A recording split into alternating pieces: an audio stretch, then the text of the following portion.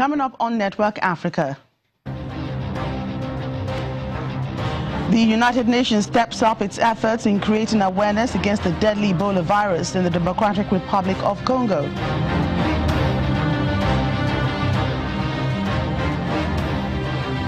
A 9-year-old girl is killed in South Africa's school shooting in the KwaZulu-Natal province.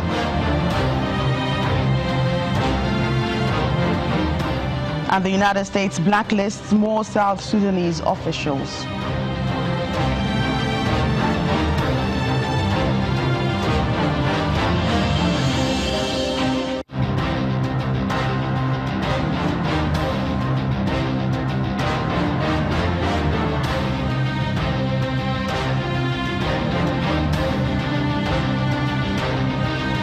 Hello and welcome to the program. I'm Joke Rogers. We begin in the Democratic Republic of Congo, where the United Nations continues to raise awareness as it administers experimental Ebola vaccinations in Bandaka village.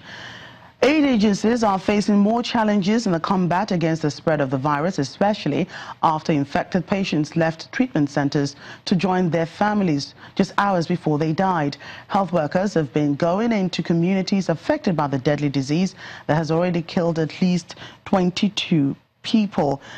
They are working to get out accurate information about the deadly hemorrhagic fever, but face significant mistrust in a part of Africa where many place more faith in clerics than in doctors. Meanwhile, in Uganda, the Ministry of Health has denied reports of an Ebola outbreak in the country. In a media conference, the State Health Minister, or Minister of State for Health, Sarah Pendi, informed the public that there was no outbreak in the central Mubende district or any other part of the country. She adds that a 65-year-old man who had died from a high fever and vomiting was suffering from Crimean Congo hemorrhagic fever and not Ebola. The minister said the patient was admitted to hospital in the western Ugandan region of Kakumiro 2 days ago before his death. According to the latest figures by the World Health Organization, 56 cases of hemorrhagic fever have been recorded in the current outbreak in the DRC, including 35 confirmed, 13 probable, and 8 suspected cases. In South Africa, a 9-year-old girl has died out in a school shooting in South Durban in KwaZulu-Natal. This morning, local media described the incident, which took place outside Markland Secondary School in Shallcross, as a botched hijacking. The girl's father's vehicle was hijacked a few hundred meters from the gate. It's unclear exactly who fired the fatal shot, as one of the alleged hijackers is also reported to have died. Hijacking is a major issue in South Africa. According to a motoring news source, in 2016 alone, an average of 1,416 vehicles were hijacked every month, equating to one every 32 minutes. Joining us on the program is our South Africa Bureau Chief, Betty Dibia. Betty, what a tragic loss for the family of this 9-year-old today. What more can you tell us about this incident?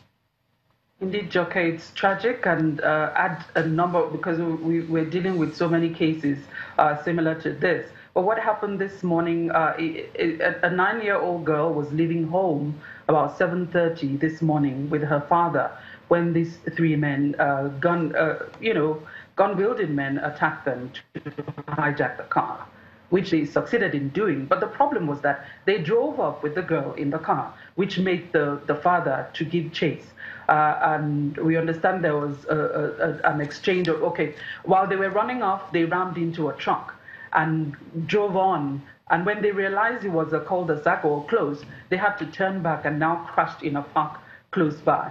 But in the midst of all that, one of the shots fired got to the girl. It's not yet clear, according to the police, whose shot actually killed the girl at this point. But she died. She was shot in the stomach and died probably on the way to the hospital.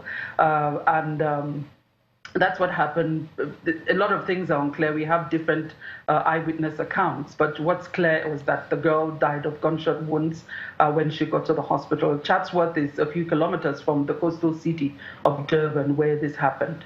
Right, it must be, a very terrible time for the girl's family and the father who actually witnessed his daughter's death, trying to, just take her to school. What do you know about, the father right now and the family of the little girl?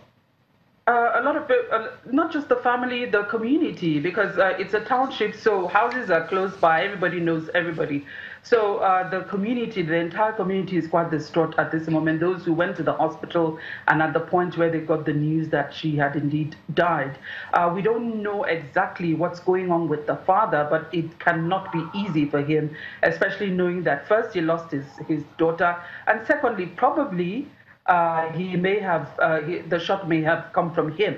But I know that he was trying to save her from, at least to get his daughter out of their grip at the point when this happened. The police hasn't confirmed anything. The forensic experts are on the scene, trying to put the puzzles together, the pieces of the puzzle together to know what exactly happened. But we don't know much what's going on with him. But he wasn't shot. He just happened to have been chasing the hijackers to get his daughter free when this happened. Right, the father was chasing the hijackers. I'm sure that the police too, have gotten onto this case and are investigating. And we understand that one of the suspects has died. What do we know about, his, probable accomplices for this crime? Okay, one of the hijackers died. One was apprehended by an off-duty policeman, and the third one is still at large. According to the police, they're not sure what happened to him that saw to his death. But an eyewitness, actually the driver of the truck that they rammed into, said he was beaten to death by the community members. So one person is still on the run. One has been apprehended. A 39-year-old man has been apprehended. He's in police custody at the moment, arrested by an off-duty policeman who happened to witness the incident. Hijacking is a major issue in South Africa, as we've learned. What are the authorities doing about it to prevent, it occurring often? We hear that in 2016 alone, about, one car is hijacked every 30 minutes or so. The number is still quite high across South Africa, not just KwaZulu-Natal. The authorities, I don't know, it's not easy being the authorities or the police at this moment. We're still dealing with a high number of cash-in-transit heists. Gun crime is a problem in the country. The police and the government, indeed, is saying, we're doing what we're doing and we'll make sure. A lot is being said and a lot is being done as well. Some cases are solved quite quickly. Some are not. We have the goalkeeper who was killed over 2 years ago. That still hasn't been solved. But it's a huge problem. Violent crimes, gun crimes is a big problem in South Africa. We're just hoping that the police is able to curb this, but it is a big problem, and they're dealing with quite a lot of violent crimes. In the case of cash heists, we have 1 or 2 a day, as in every day. There is a situation where you have, and whoever gets killed in the midst of it, that's a problem. But it's something the authorities are grappling with at the moment. But they're not sitting idle. Right, thank you so much for your thoughts in that. South Africa Bureau Chief Betty Dibia talking to us about the car hijacking in South Africa.